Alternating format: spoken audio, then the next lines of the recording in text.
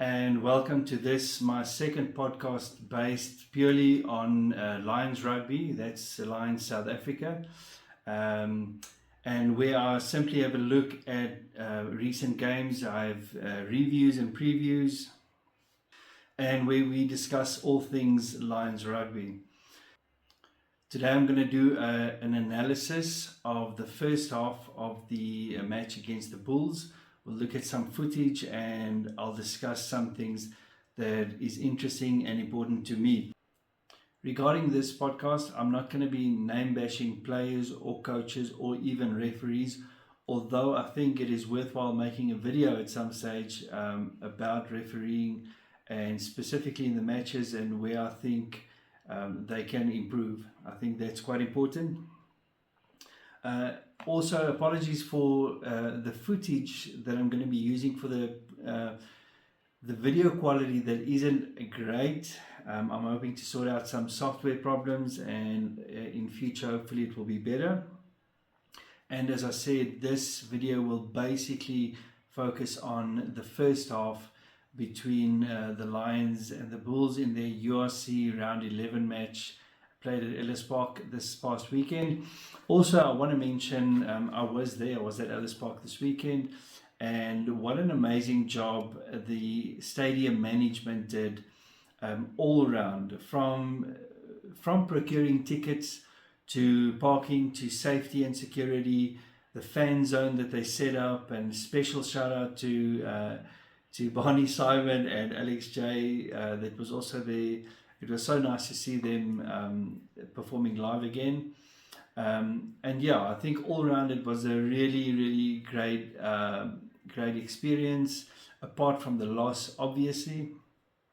But kudos to, I think it's Peter Visser who is the general manager at Ellis Park, and they're doing a fantastic job.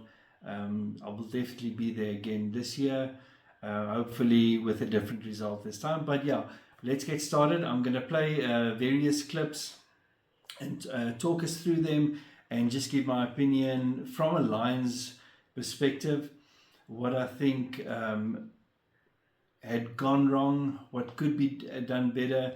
As I said, this podcast, the idea of this is not to bash players and coaches, etc., but it's from a pure analytical standpoint for those people who are interested in looking at rugby from that perspective.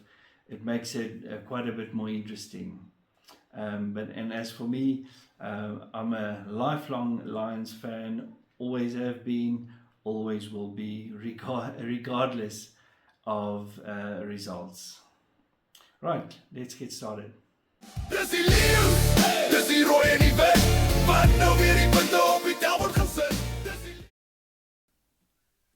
So this next clip is the Bulls on the attack on the Lions try line, and from that particular ruck we can see that it's going to be only 3 players it takes to actually penetrate the defensive line to reach the goal line, with Pollard and then obviously Harold Forster playing the main role there. So if we just have a look, we can see the urgency of the Bulls players to breach the defensive line or the advantage line every single time, and then there's 1 player left to defend, which just wasn't enough. This clip is from a Bulls scrum, and we can see even from the first ball carrier, he gets across the advantage line by 5 or 6 meters. Papier's service is excellent at this stage.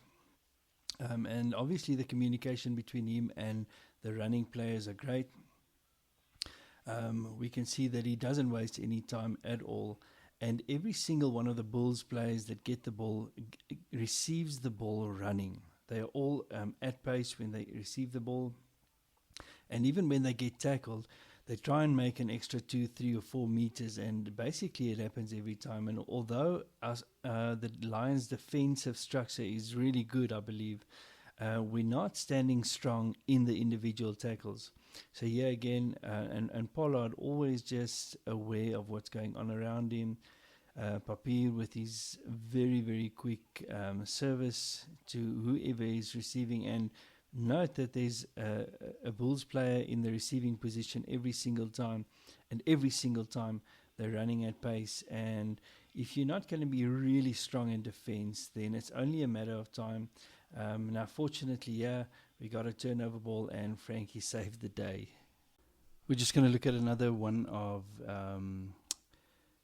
the Bulls' attacking phases from a line out. This time it started on the halfway line, and immediately, even with the first receiver, they reach the advantage line, and the second receiver after that takes them 4 or 5 meters over that. The Bull players are very, very aggressive. They don't simply fall when they encounter opposition. They try and get out of the tackle, or at least take the tacklers with them a meter or 2 or 3 to just simply get over the advantage line every time. When there's an opportunity to take the ball a little bit wider, then they do it. But generally, they play that first or second channel from the rucks, and it helps them a lot. And if you would rewind this this section, you would see that the Bulls commit the ball carrier plus 2 plays, and there you can see it again. With every single ruck, they commit 2 extra plays to ensure that they get quick, clean ball back again. At this stage, you can see the Lions are very, very tired, having to tackle and tackle and tackle. I don't think it's for lack of effort that the Lions are moving back in defense. I just think that the Bulls know exactly what they're doing. They definitely running at space, and they just keep hammering at it until they get an opportunity. And when they get the go, they score the try. In this next clip, which is still an attack from the Bulls, I'd like to focus on the defensive structures of the Lions. And if you would back that up, you would have seen that the defensive structure is quite good. The Lions are lined up well. But then Ambrose Papier with his kicks were just brilliant. And immediately the Bulls see space. Harold Foster sees the gap between Frankie Horn and Henko van Wyk and takes advantage of that. Fortunately, they didn't score here.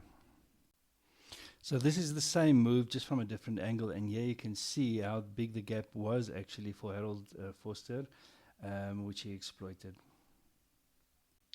I'd also like to focus on some great Lions attack ball, and this one from the scrum. And traditionally people or teams don't attack wide first phase from scrum, but the Lions can do that, and we'll see it here now when they take the ball very wide, very quickly.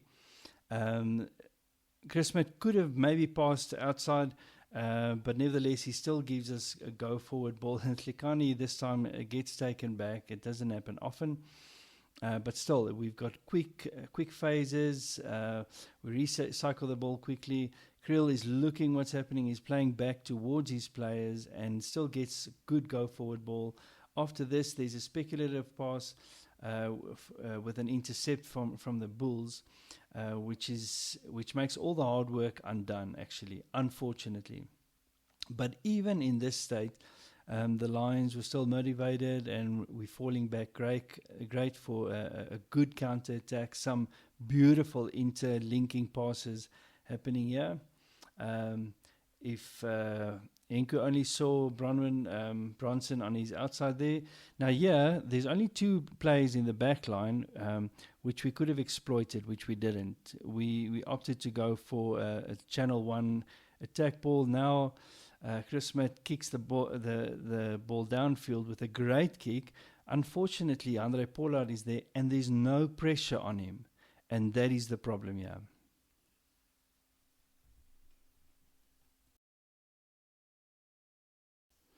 We're going to look at some more Lions attack from this ball, this ruck. We can see the Bulls playing that first channel again and again with 2 players securing the ball at the ruck. And is one of the reasons the Bulls were so good is Papier with his positional kicks. Now, I know a lot of people don't like that, and especially when the Lions do it, but it's very effective. In this case, Kriel did great to get it from the and we attack immediately. This is one of the trademarks of Lions Rugby. When we're on the front foot, things just go well. Good passing, good idea of spaces around us. The ball gets recycled quickly enough, and we actually get go forward ball, and we look dangerous.